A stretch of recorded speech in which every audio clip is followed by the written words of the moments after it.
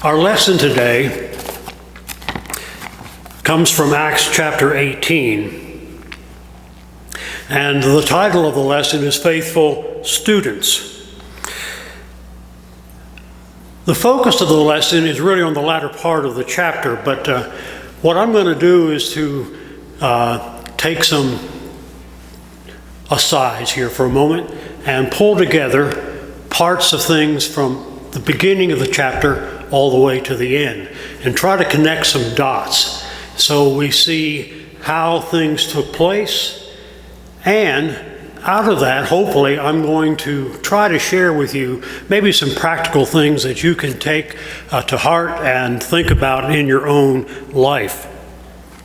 And there's a little phrase I'm going to use as we go through this, and it's just simply this: so what's the point? What's the point? Okay? As you read through chapter 18,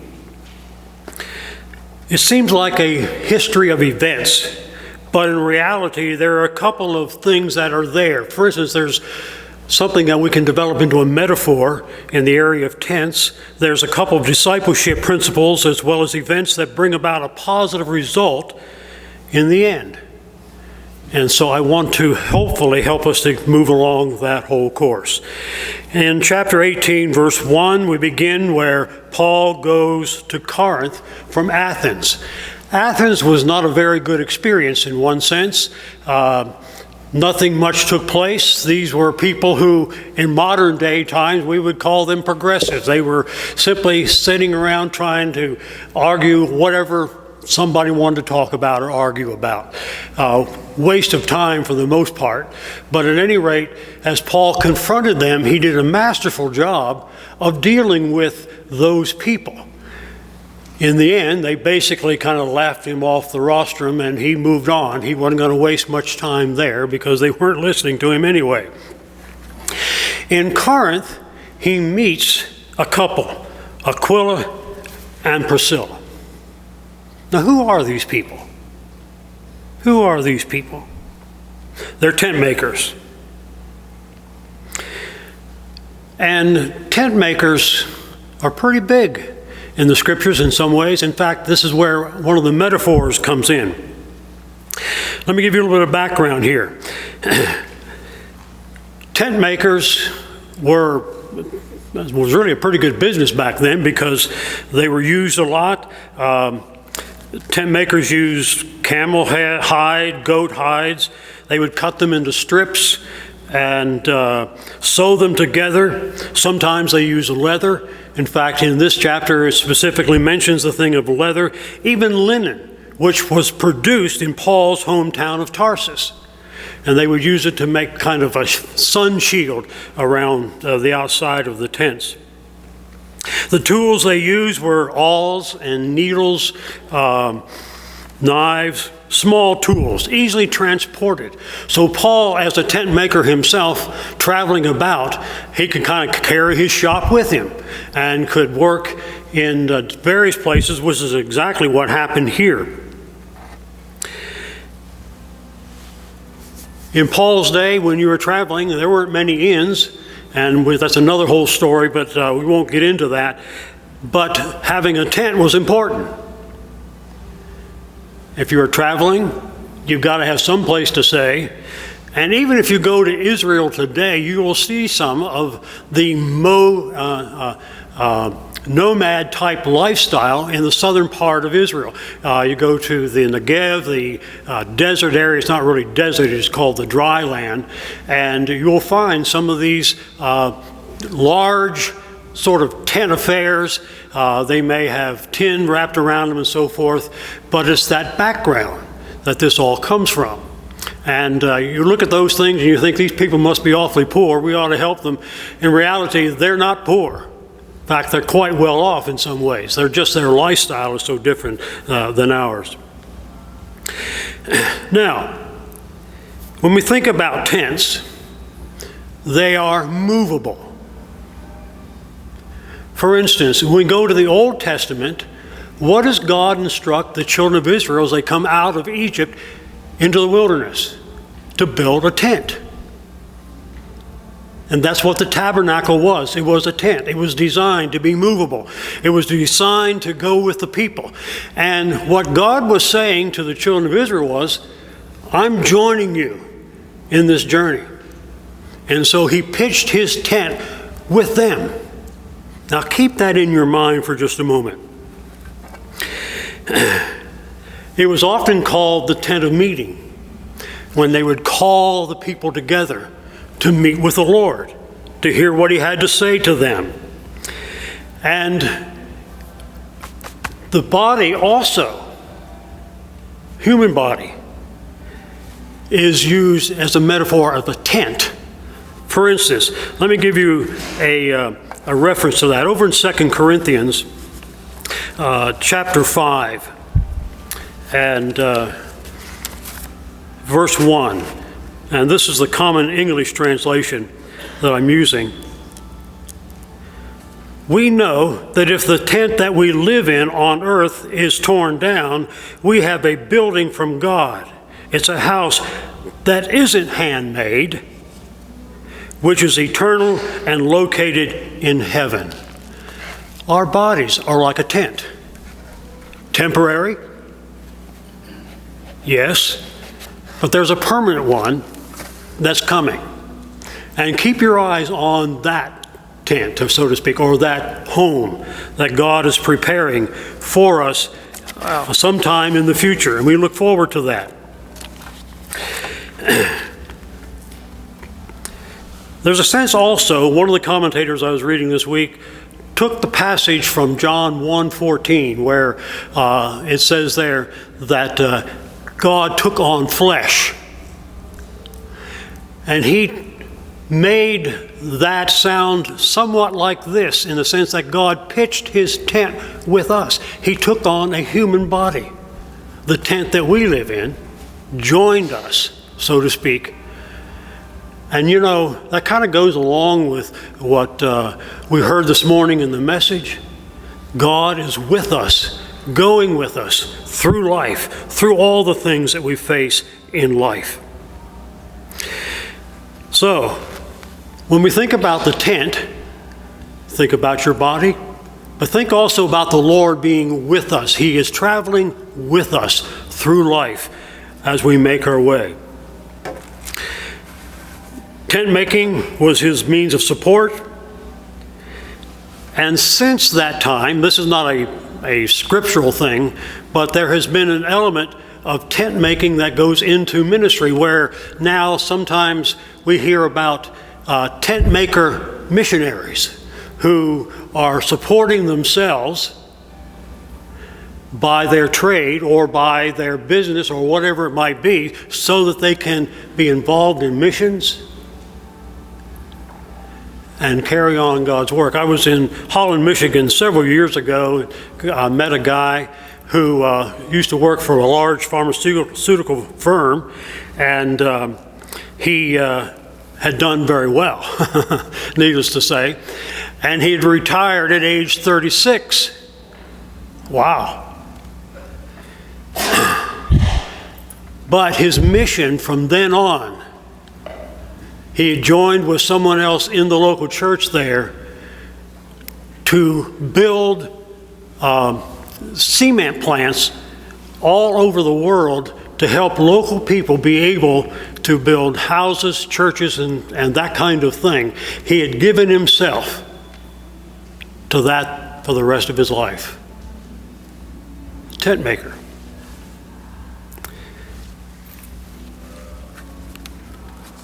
So, when we think about Paul's not against professional ministry, where someone is paid for doing ministry, and certainly we ought to be supportive of our pastor and our staff, make sure they're cared for.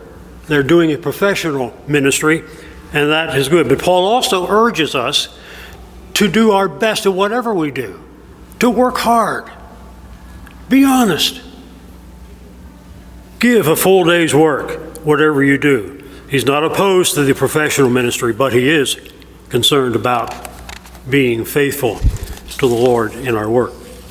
Now, Let's go to Aquila and Priscilla. And it's kind of an interesting thing that takes place. And I don't know why Luke does this altogether, but I have some thoughts. Aquila and Priscilla were in Rome. That was not his hometown, but they were there for I don't know how long. But Claudius kicked all the Jews out of Rome about this time because they were troublemakers. And he wanted to get rid of the trouble, so he kicked them out. They end up going to Corinth from Athens, or from Rome rather.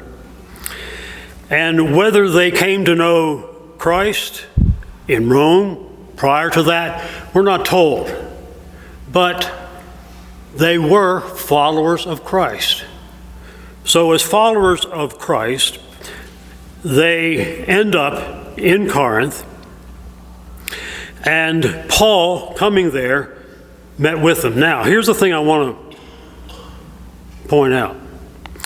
Luke reverses the order of the names. Here in chapter 18, in the beginning, he starts with Aquila, the man, and Priscilla. Later on in the chapter, you will notice that he reverses that role and says Priscilla and Aquila. Now, why did he do that? I don't really know, but I have a couple suggestions. One, perhaps Priscilla came from a higher economic status than he did. Maybe she had leadership qualities that he didn't have. Good possibility.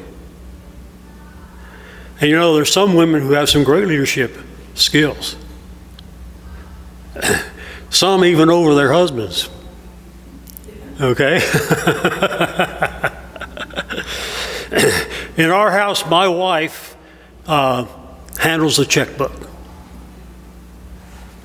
I just take my hands off of it. You handle it all, honey. She gives me some once in a while, but she's a better bookkeeper than I am. She does that. Well, whatever the reason, he switches that around and uses Priscilla and Aquila. Here's the point, or so what is the point? It's simply this. God uses whoever is willing. Whoever is willing to be used of God, he will use them. He used Paul, he used Priscilla and Aquila, and later on Apollos. If you're willing, God can use you. And I just encourage you, put yourself in a place where God can work with you and in you and through you. So Paul worked with this couple, and what would happen is he would go to the synagogue on Sabbath day, work with them during the week. Paul always, usually anyway, would go to the synagogue in the local town, wherever he was. Makes sense. Being a Jew with the background that he had, start with the people you know. Start with the background you know, and then lead to the message of Christ. Some places it worked, some places it didn't. Some places he had opposition, some places he had people who would come and follow him. Whatever. It was during this time that Paul, I'm certain, worked with Priscilla and Aquila to disciple them in the faith and to help them to grow and to develop. And he continued to do that sort of process until Timothy and Silas show up in Corinth. Now, I want you to think about it for a few moments here. The longer you are part of a church, like Alive, you gain friends within the framework of the local church. But we tend to pull away from and have less and less friendship and connection with community. Think about it. It happens. Think about your friends. Think about who they are. I can say that most of my really close friends are here. We have a small group that meets every couple of weeks, and these people have become very close in Cherry, and some of them are here this morning. The thing of it is, the more you're involved in your local church, it's so easy to forget about the outside world. Okay? So, what's the point? The point is this, that to go beyond that barrier, you have to be intentional. You may have to take the initiative to see any response. There's a group of ladies my wife has fellowship with in our area over there, and they're always saying, well, we ought to go out to eat. We ought to go out for lunch. And they talk about it, but no one takes the initiative. And I said something to Mothbay one day, I said, you're going to have to make the phone call. You're going to have to take the initiative if you're going to make it happen. And that is true. Somebody has to take the initiative. And what I really believe is happening here in the sense that Paul is taking the initiative. He broke with that barrier and moved on. And I'll give you some more here in just a moment. There was opposition that developed here against Paul and his ministry there. And if you look in verses 6 through 8, you see that taking place. And so what Paul does, he kind of goes outside, shakes the dust off his feet, as if to say, I'm done with you folks. I'm going to the Gentiles. And so he moves out and he moves into a house next door, the house of Claudius Justus. Very convenient.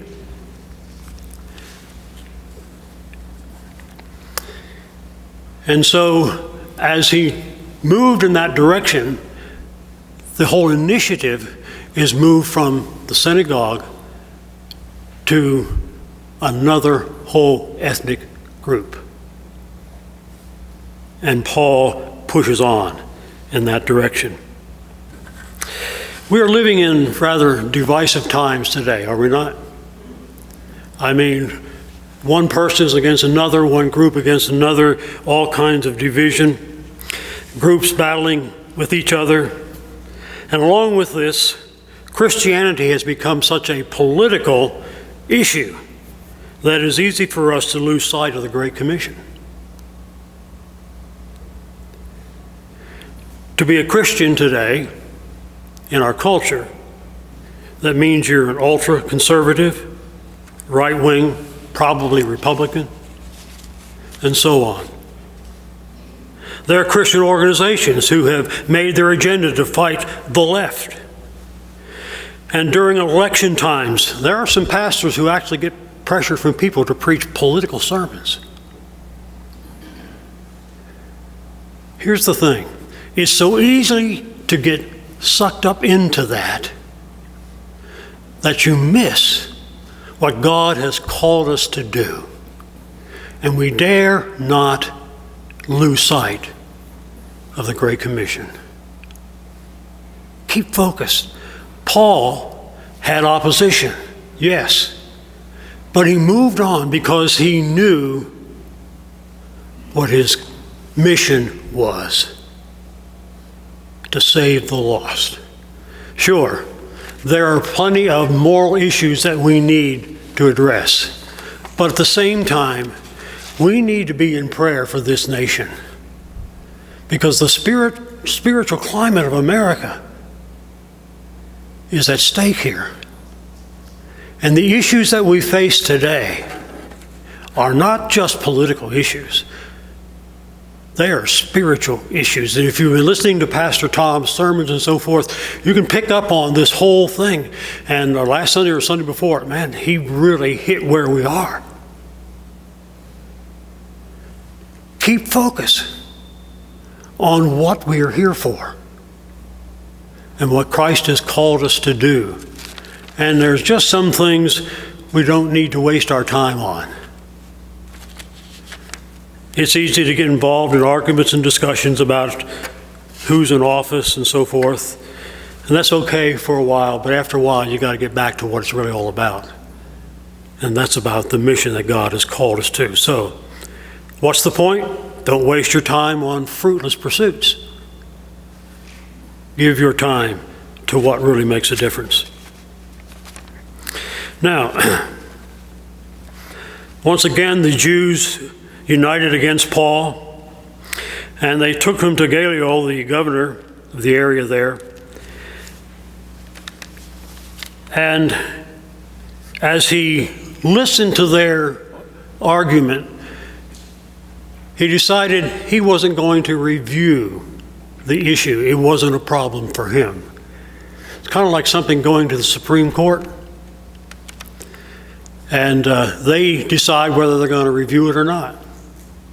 Well, in this case, Gallio was the Supreme Court, and he decided not to review it. It's your problem, you deal with it, as he told the Jews. Well,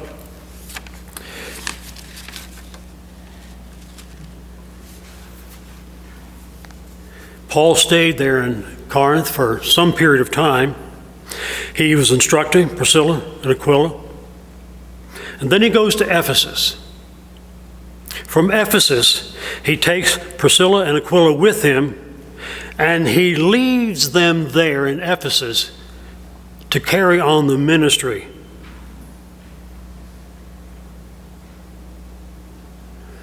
Now, let me stop for a moment and just say, whatever God has given you, whatever opportunity God has given you, take advantage of it. Use it. I remember having a Sunday school class in one of my churches called the Willing Workers. Well, they were willing for someone else to do the work. So sometimes it's kind of hard to get people who should be doing the work to do the work. One of the things that I've experienced as a pastor is that, and I've done a lot of discipleship through the years, individually and in groups, and trying to help people to learn to witness, learn to share what God has done for them. And you come to a point where you say, okay, now take this and share it with somebody else. In fact, I did it just recently with somebody, and the answer came back, I'm not sure I'm ready for that. Oh yeah? I mean, you've been given all the materials, you've studied through, you've prepared and everything else. Why not? The truth of the matter is, you'll probably learn more as you do that. And if you just take what God has placed in your hands, step out. Step out. God likes to use willing workers, and He will if we'll just do that. Let me illustrate this a little bit, if you won't mind a personal illustration. Okay? I was sitting in the cockpit of a Cessna 150 in the pilot's seat at Pickens County Airport. My flight instructor was sitting in the right seat, and as we came back in and came up to the terminal, he told me to shut the engine down and then asked me for my logbook. So I gave him my logbook. He wrote something in it that basically said, he's ready to fly. Then he opened the door, got out, and he said, you have to make one touch and go. Now you can do more. You can do 2, you can do 3 if you want to, but you have to do at least 1. And then he said the strangest thing. He said, in the process, if you have any questions when you're coming in, flash your landing light. And I'm thinking, duh, What can you do? You're on the ground. How can you help me in making this landing? Well, I'd had about 16 hours up to that point, and that's about the time most people solo. Here's the thing. If you're going to fly, sooner or later, and this is the point, you have to solo. You have to solo. And sooner or later, you have to share what God has done in your heart. Sooner or later, you've got to step out. Whether you think you're ready or not, you'll never be ready until you do. So, step out. In the latter part of the chapter, about 18, going on to the end, someone enters a picture. His name is Apollos. He comes from Alexandria in Africa. That was one of the largest cities in that time, next to Rome, probably second to Rome in size. It was a place of education, culture, and Apollos was well educated. He was well spoken. He had kind of a statesman-like presentation, which is something we don't see much anymore these days. But he was a great orator. But his understanding was incomplete. He understood the baptism of John, but he did not understand the baptism of the Holy Spirit. And this is when Priscilla and Aquila come into play in his life. I'm assuming at this point it's Priscilla that pursues all this, since she seems to be the leader. I don't know that for sure. But think about it. Here is a man who is educated. Here is a man who has skills and ability, and yet for them to confront him, there seems to me that there would be some intimidation there.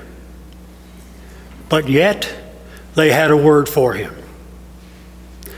And it makes all the difference in the world. The scripture doesn't really tell us what happens at this point.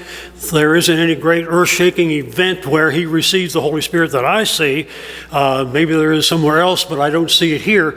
And yet, his life is transformed and his ministry is transformed, and there are people who are touched by his ministry. There is a part of this that I sort of skipped over just a moment, and that is when Paul was confronted by the Jews, and he has a dream. And in the dream, God speaks to him and says something like this: "Don't be afraid.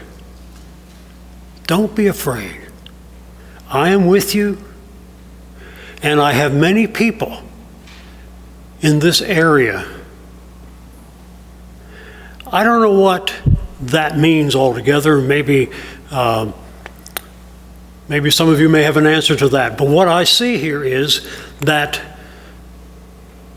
there is this group of people that God either is moving on or have become followers of Christ or something here. And what I want to say, and the point to all this is this: when God puts something in your hands and people in front of you, don't be intimidated. Don't be intimidated by the world and what they say about Christianity. Don't be intimidated by those who are outside. In all honesty, we think about those who are non-believing, atheistic. You know, it takes more faith to be an atheist than it does to be a Christian. When I think about Christianity, and I think about the background, we have so much that supports what we believe. Archaeology supports us. history. And we can go on down the line with several other areas that support what we stand for, what we believe. Don't be intimidated by the world. Be willing to speak the truth, just as these two people, Aquila and Priscilla, confronted Apollos. We ought to be able to stand firm and true. We have so much to stand on. So be faithful to the truth.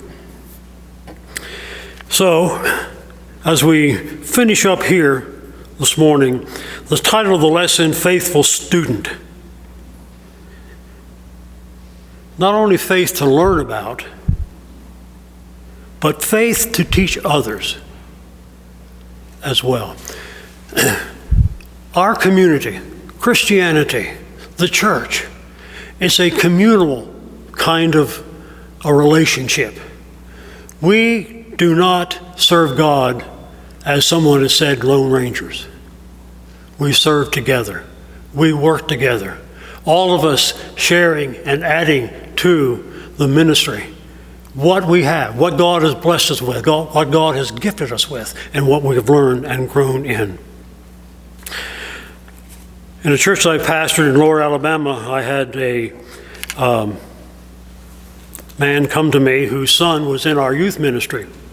And my youth pastor at that time had been talking to the teenagers about their relationship with the Lord. And this father didn't think it was appropriate. So he came to me. And so in the process of it all, I asked him, what about your relationship with the Lord? Oh, he didn't like that very much. He said, that's personal. I said, no. You can have a personal relationship with God, but it's not private. It's public. That's why we have baptisms out here all the time. It's a public statement. And we need to be public about our faith. Who has God put in your way? I have a next door neighbor, used to work for the Forest Service. He doesn't go to church. His wife does some. He's kind of a private individual. Very outspoken about politics. And every once in a while he wants to bend my ear. But from time to time, I keep trying to inject some thought into his mind, into his heart. And I don't know whether I'm getting anywhere yet. I don't know. But my goal is, as I can, to make a difference in his life. So pray for me in that regard. But so the point is to take the things you've heard and say in front of many other witnesses and pass them on to faithful people who are also capable of teaching others. That's 2 Timothy chapter 2, verse 2. So, what are you doing with what God has given you? Here we have a whole sequence of events that's taken place that ends up in a ministry that just seems to explode after Apollos' understanding of the truth. And God uses him in a marvelous way. Any thoughts? Any questions? Any comments?